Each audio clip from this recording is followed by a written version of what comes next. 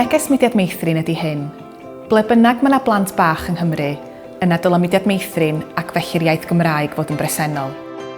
Da ni'n angerddol wir yn credu'n gryf fod gan bob plentyn yng Nghymru yr hawl i dderbyn gofal ac addysg trwy gyfrwng y Gymraeg. Yn ystod tymor Senedd 2021 i 2026, mae Mudiad Meithrin yn credu fod angen buddsoddiad mewn 3 maes.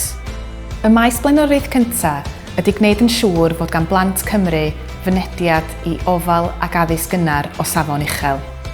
Fe wnawn ni hyn trwy weithio gyda phartneriaid pwysig i wneud yn siŵr fod rhaglenni trechu tlodi ar gyfer plant ar gael yn y Gymraeg, trwy weld chwarae fel rhywbeth allweddol i ddatblygiad plant bach, a gwneud yn siŵr fod chwarae felly yn ganolog i ethos pob un o'r gweithgareddau yn y cylchoedd a'n meithrinfeydd. Yr ail faes blaenoriaeth ydy buddsoddi mewn codi hyder a sgiliau staff sy'n gweithio yn y blynyddoedd cynnar, a hefyd godi hyder rhieni a gofalwyr i ddefnyddio'r Gymraeg gyda'i plant.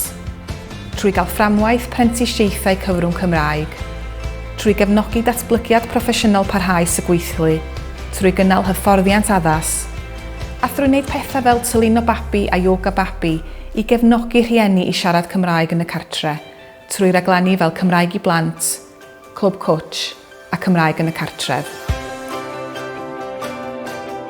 A'r trydydd maes blaenoriaeth ydy cyfrannu at strategaeth Cymraeg 2050, sef y targed o gael 1,000,000 o siaradwyr Cymraeg erbyn y flwyddyn 2050 drwy greu y galw am addysg a gofal cyfrwng Cymraeg. Da ni'n gobeithio gwneud hyn trwy agor 60 cylch meithrin newydd, gan gefnogi rhai sydd ar agor yn barod i barhau ar agor, drwy ddarparu ar gyfer anghenion dysgu ychwanegol gyda'r egwyddor sylfaenol y gydraddoldeb mwyn sicrhau fod gan bob plentyn yr hawl i'r un gwasanaethau.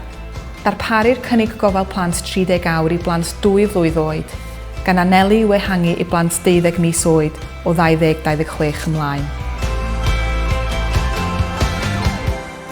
Trwy roi'r Gymraeg yn anreg i blant ifanc Cymru, gobeithio'n uno cenedl a chreu cymunedau agored amlddiwylliannol sydd yn llawn bywyd.